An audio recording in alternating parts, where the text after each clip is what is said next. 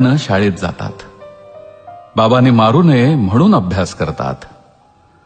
बाबांच्या दहशतीखाली शिकत राहतात.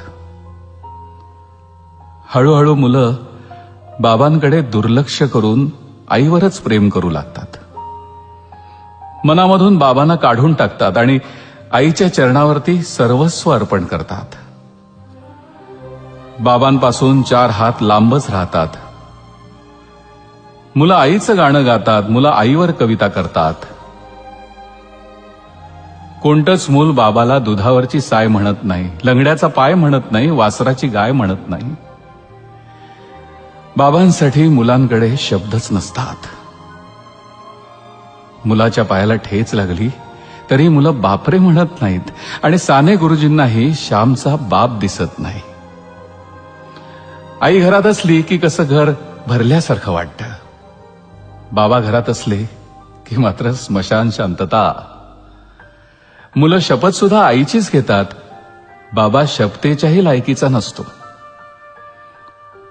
बाबा असतो केवळ मुलांच्या नावाच्या आणि आडनावाच्या मध्ये, नावापुरता.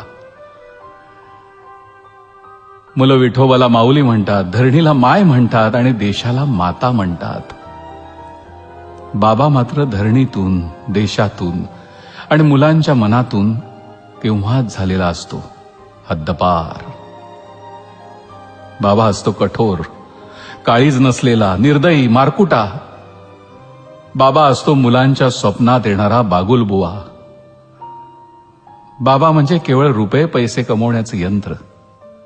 तेवढं काम त्यानं केलं की त्याचं कर्तृत्व संपलं. पण मग असं असूनही बाबा मेल्यावर मुलांच्या छातीत धडकी का भरते? का ओघळतो मुलांच्या डोळ्यातून पाऊस? का वाटतं मुलांना पायाखालची जमीन सरकल्यासारखी? का वाटतं मुलांना की आपण बेसहारा झालोय म्हणून? का हंबरतात मुलं बाबा मेल्यावर? का मुलं घाबरतात बाबा गेल्यावर?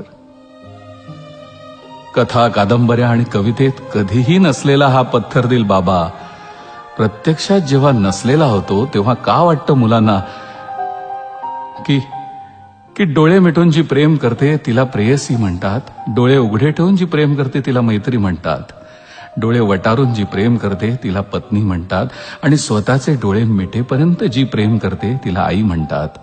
पण डोळ्यात प्रेम न दाखवता जो प्रेम करतो त्याला बाबा म्हणतात. शेअर करा ना एका बाबासाठी.